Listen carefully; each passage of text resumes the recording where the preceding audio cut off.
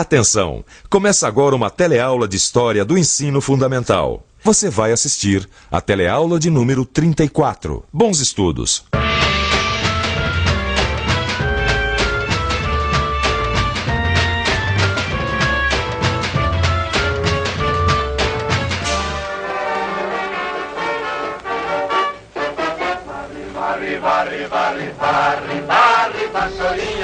Você se lembra dessa música? Foi a música tema da campanha que elegeu Jânio Quadros presidente da República. Apesar de ter sido eleito com a maior votação obtida por um político até aquele momento, Jânio renunciou, mergulhando o país em grave crise institucional, que acabou resultando no regime militar. Na teleaula de hoje, você vai saber que consequências a renúncia de Jânio Quadros trouxe para a nossa história. Como foi o período parlamentarista no Brasil, tendo como presidente João Goulart, e finalmente vamos conhecer como foi o golpe militar de abril de 64. E então, vamos nessa?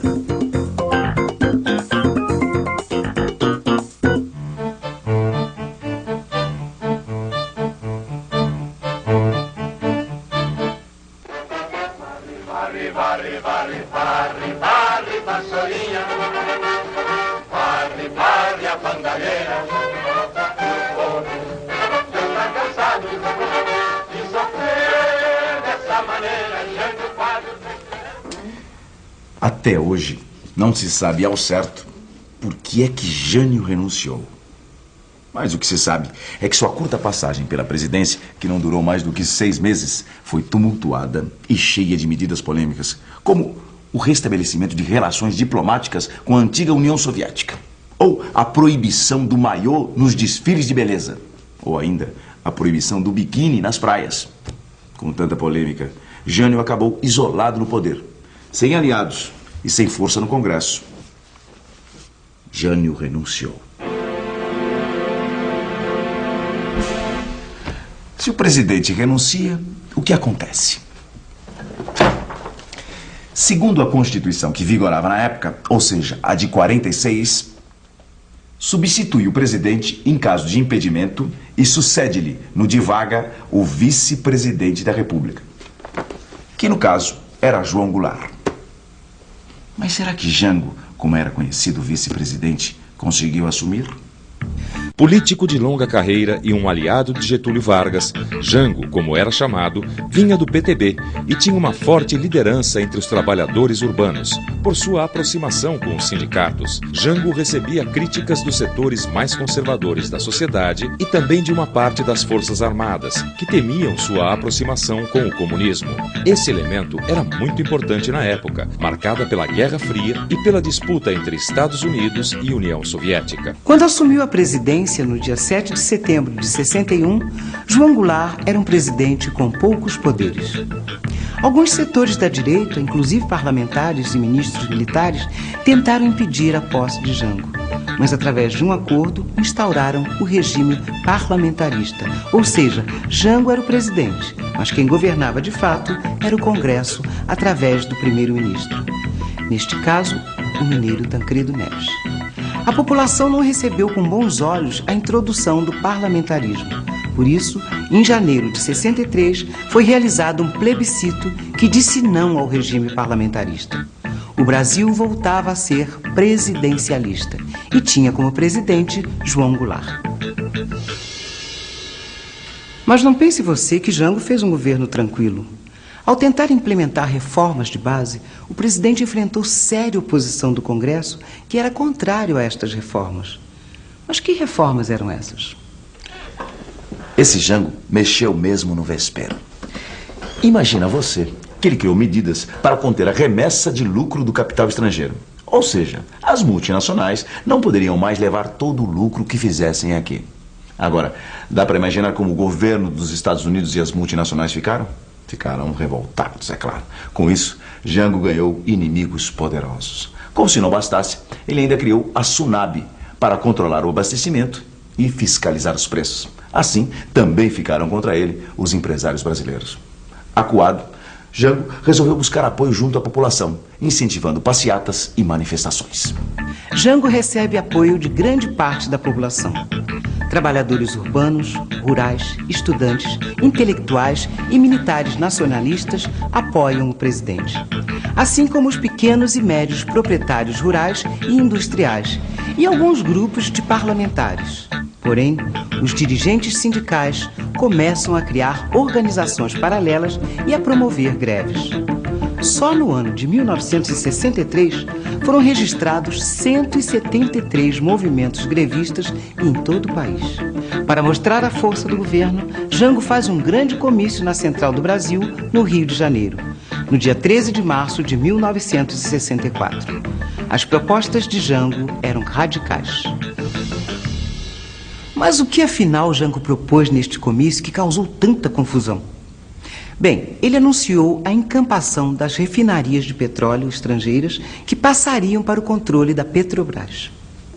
Anunciou também o tabelamento dos aluguéis e prometeu fazer as reformas agrária, fiscal, bancária e administrativa.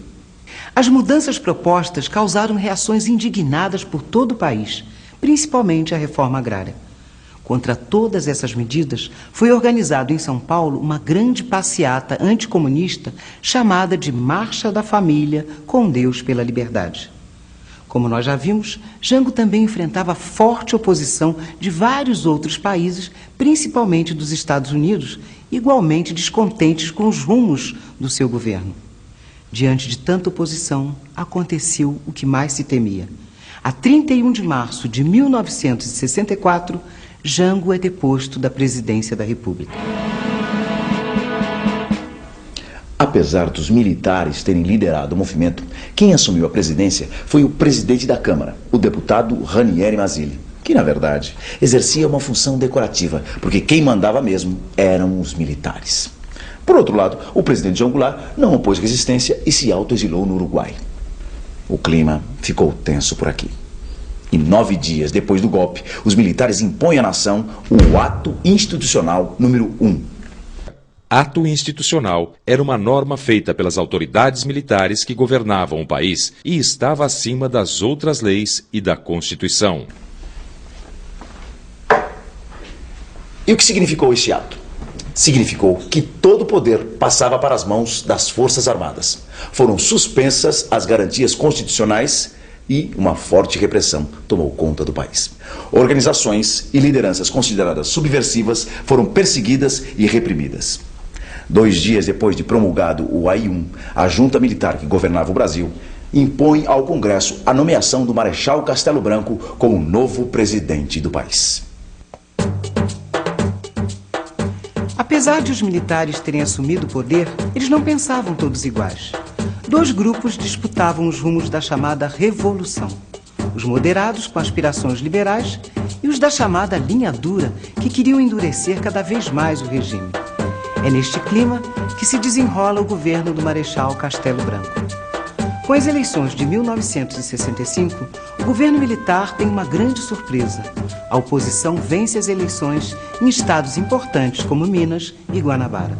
A intenção das autoridades militares de controlar a sociedade levou a novas medidas autoritárias. Nos anos seguintes, os partidos políticos existentes desde 1945 foram dissolvidos e substituídos por 2 partidos: a Aliança Renovadora Nacional, a ARENA, que apoiava o regime militar, e o Movimento Democrático Brasileiro, o MDB, de oposição.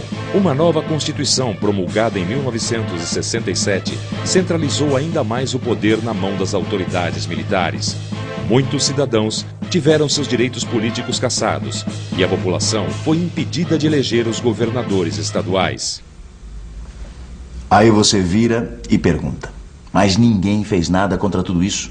Ficou todo mundo de bico calado? Bem, até esse momento, os militares tinham muitos aliados civis. Eles realmente acreditavam que os militares ficariam pouco tempo no poder. Mas os fatos indicavam que isto não iria acontecer. Por isso, alguns órgãos de imprensa começaram finalmente a denunciar as perseguições e violências do regime. Mas, aos poucos, esses jornais também começaram a ser censurados. Mas não eram só as leis e a política que viviam grandes transformações com o golpe militar. A economia também se modificava. Combater a inflação e recuperar a confiança dos investidores estrangeiros eram prioridades. Mas afinal, o que é que o governo militar fez para conseguir esses objetivos? Eles criaram ainda em 64 o Plano de Ação Econômica do Governo, o PAEG, sob responsabilidade dos ministros do Planejamento, Roberto Campos, e da Fazenda, Otávio Gouveia de Bulhões. Basicamente, o plano queria consertar as finanças públicas, incentivar as exportações e a vinda de capitais estrangeiros. O PAEG conseguiu seus objetivos. O déficit público foi reduzido a 1,6% do PIB em 1965. A forte inflação de 1964 tendeu a cair e o PIB voltou a crescer em 1966. Para levar à frente o plano, o governo militar contou com a ajuda dos dólares emprestados junto ao governo norte-americano. Quem saiu perdendo com o PAEG foram os trabalhadores, que tiveram os salários comprimidos por reajustes inferiores à inflação. Foram tomadas medidas destinadas a impedir greves e a facilitar a rotatividade da mão de obra, beneficiando os patrões. Foi criado em 1966 o Fundo de Garantia por Tempo de Serviço, o FGTS. Esta era a situação dos trabalhadores quando o general Costa e Silva tornou-se o segundo presidente do período militar.